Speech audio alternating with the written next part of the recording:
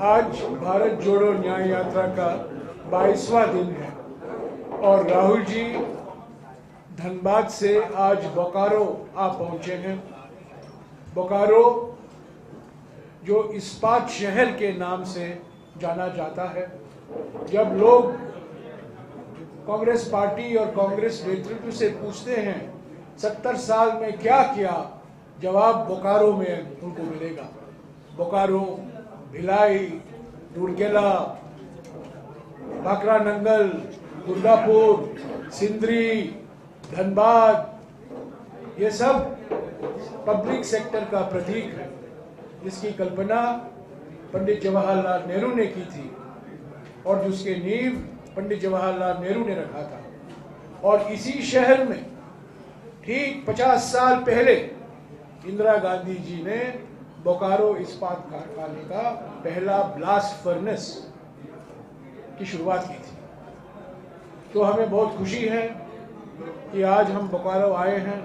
ऐतिहासिक जगह है, हमारे देश के सामाजिक और आर्थिक इतिहास में एक विशेष स्थान रखता है। आज के मुख्य प्रवक्ता मेरे युवा साथी कन्हैया कुमार जी होंगे, पर उसके पहले मैं 2-3 बातों का जिक्र करना चाहता हूँ। पहली बात, राहुल जी बार बार कह रहे हैं, भारत जोड़ो यात्रा के समय कहते थे और भारत जोड़ो न्याय यात्रा के समय भी कह रहे हैं कि बीजेपी आरएसएस तोड़ती है, कांग्रेस जोड़ती है। मैं उसको थोड़ा आगे ले चलूंगा और मैं कहूंगा बीजेपी बेचती है और कांग्रेस बचाती है। मोदी सरकार के समय में सभी सार्वजनिक क्षेत्र के कारखानों पर खतरा है।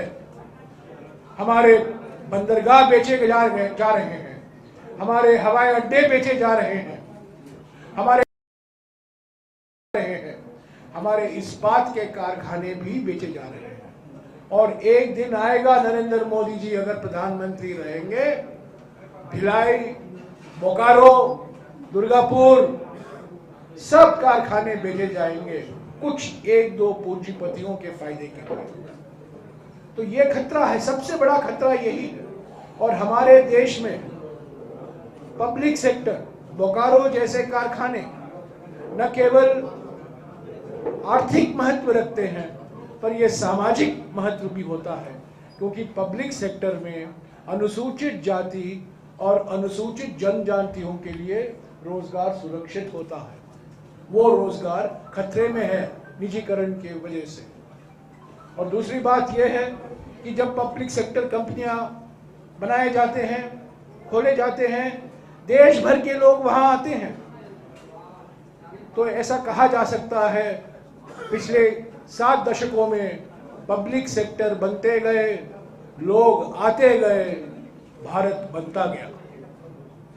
और यही प्रतीक इसका बोकारो है। दूसरी बात मैं कहूं कि अप्रैल और दिसंबर 2023 के बीच में,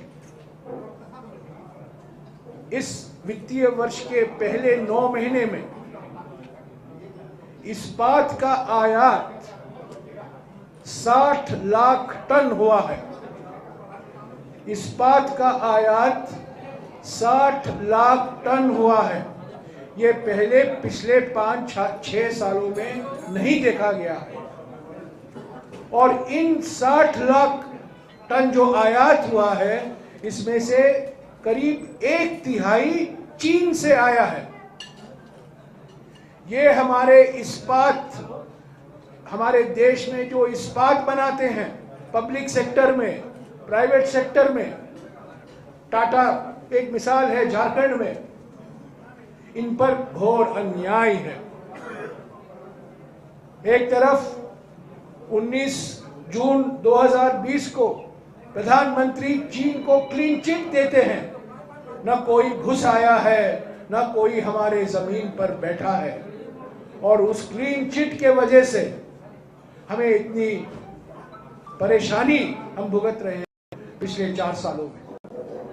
और इस हमारे सीमाओं के तनाव के बावजूद प्रधानमंत्री ने ये उचित नहीं समझा कि आयात जो आता है हमारा चीन से, उस पर कोई प्रतिबंध लगाया जाए ताकि हमारे छोटे उद्योग, हमारे बड़े कारखाने को तकलीफ नहीं पहुंचेगी।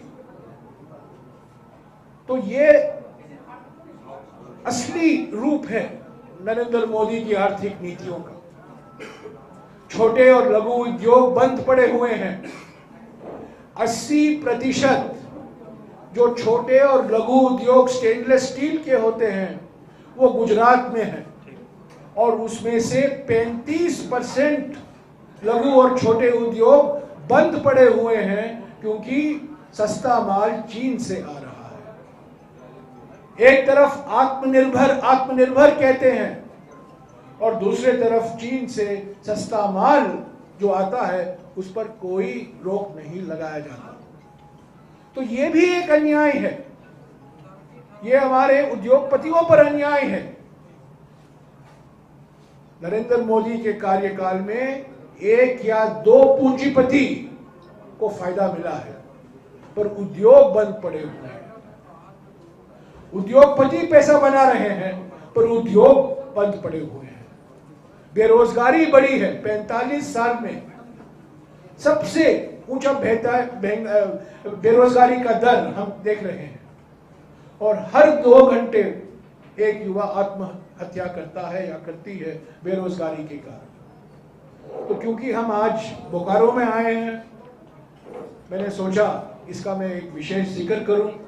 आज सुबह राहुल जी भी धनबाद में बिरसा मुंडा चौक पर उन्होंने एक जनसभा को संबोधित किया और उन्होंने कहा भारत जोड़ो न्याय यात्रा के 5 न्याय हैं: नारी न्याय, युवा न्याय, श्रमिक न्याय, किसान न्याय और हिस्सेदारी न्याय।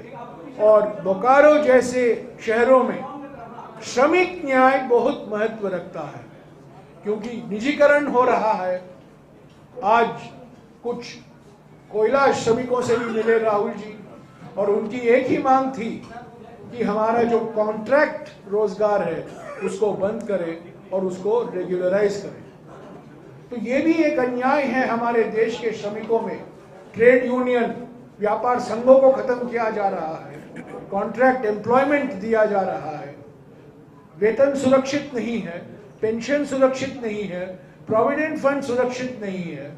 तो श्रमिक न्याय, मैं समझता हूं बोकारो में आकर राहुल जी ने जो अपनी आवाज उठाई है ये सारे देश में गूंज जाएगा। मैं अभी कन्हैया कुमार जी से गुजारिश करूंगा कि वो आपको संबोधित करें संसद में। 1 मिनट में सभी सवालों का जवाब दूंगा, सभी सवालों का जवाब दूंगा। मैं जानता हूं आपके मन में क्या सवाल है।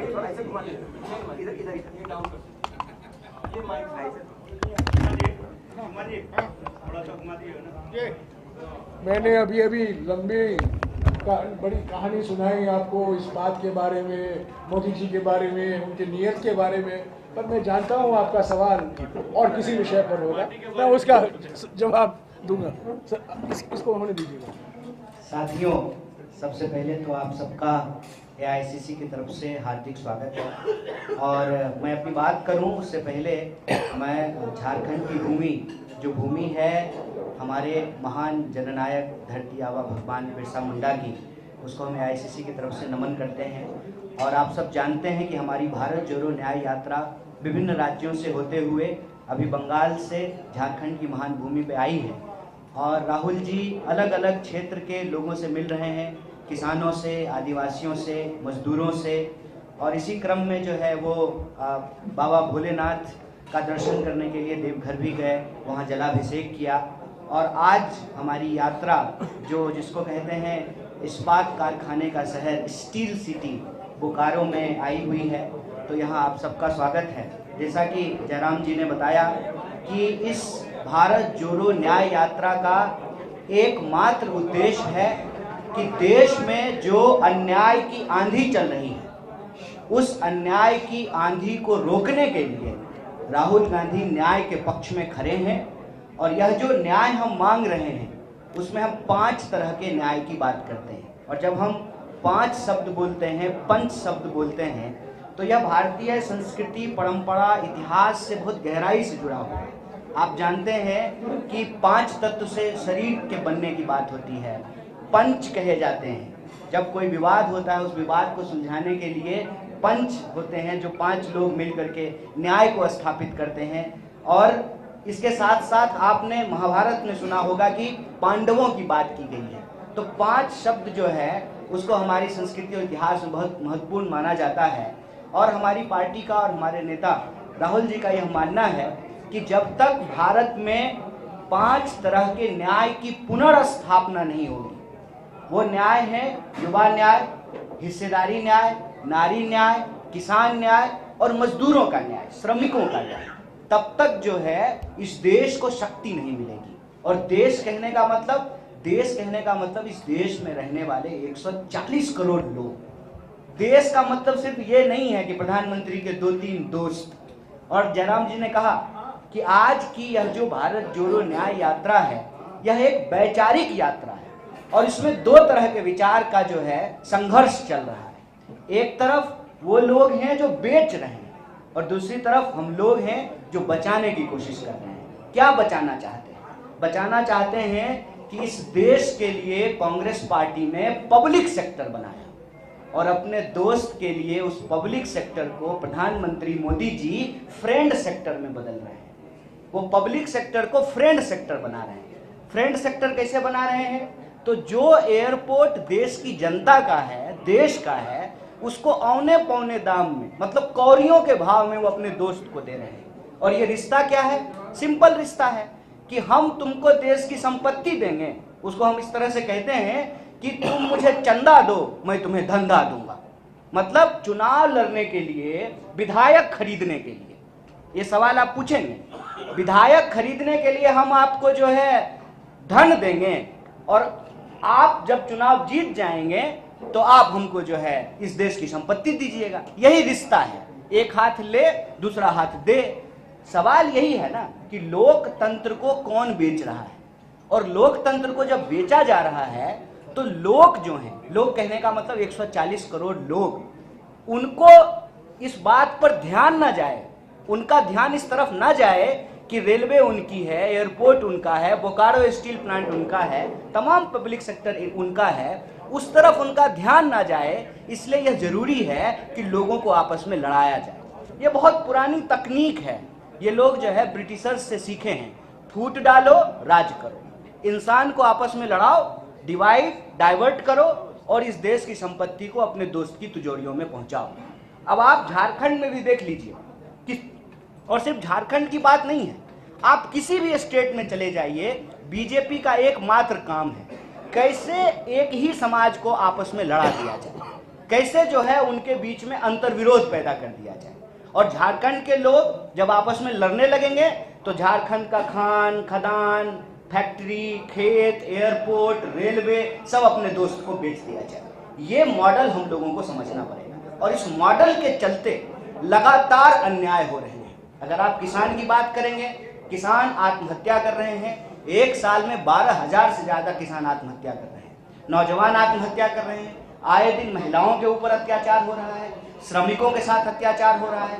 आप बताइए, आप सब लोग यहाँ बैठे हुए हैं, सरकार ने कानून बनाया, जब कांग्रेस की सरकार थी तो सरकार ने कानून बनाया कि 8 घंटा का काम करना पड़ेगा। 24 घंटा होता है, 8 घंटा काम का, 8 घंटा आराम का और 8 घंटा किसी चीज के सृजन करने का, सोचने का। मजदूर को भी हक है कि वो भी जो है टीवी देखे, समाचार सुने, कविता लिखे, कुछ बनाए, कुछ पढ़े, कुछ गढ़े।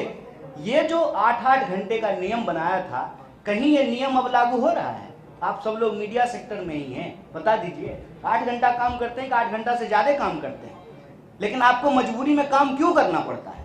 क्योंकि कानून को कमजोर किया जा रहा है। कानून को किस लिए कमजोर किया जा रहा है? मालिकों के पक्ष में। और मालिकों के पक्ष में क्यों कमजोर किया जाता है? क्योंकि मालिक चंदा दे रहे हैं सरकार को। इसीलिए सरकार आज आम लोगों के साथ अन्याय कर रही है।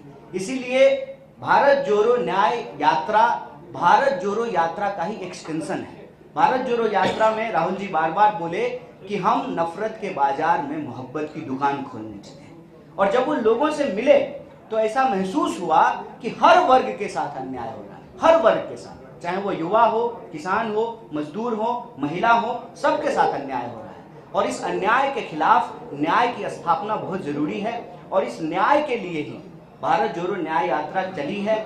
और इसमें हम आपके सामने कह रहे हैं कि हम जिस भी राज्य में जा रहे हैं उस राज्य के लोगों के जो मुद्दे हैं उन मुद्दों को हम उठा रहे हैं। आपने देखा होगा कि झारखंड में भी पेशा कानून की बात की गई, सरना कोड बिल की बात की गई और यहाँ के पब्लिक सेक्टर को जिस तरीके से बेचा जा रहा है उसको बचाने की बात की गई। यहाँ के किसानों की, आदिवासियों की, मजदूरों की, गरीबों की और यहाँ के जो नौजवान हैं, महिलाएं हैं, उनके जो सवाल हैं उसको हम लोग भारत जोड़ो न्याय यात्रा के माध्यम से उठा रहे हैं। और हमारा यह मानना है कि यह भारत जोड़ो न्याय यात्रा का ही प्रभाव है कि जहाँ जहाँ हम जा रहे हैं वहाँ वहाँ जो है इनके पेट में जबरदस्त दर्द हो रहा है। ऐसा दर्द हो रहा है कि ये साम दाम दंड भेद लगा करके उस जगह की सरकार को अस्थिर करने का प्रयास करते हैं। यहाँ की सरकार को भी अस्थिर करने का प्रयास किया, लेकिन मैं आप सबको एक बात कह देना चाहता हूँ कि चाहे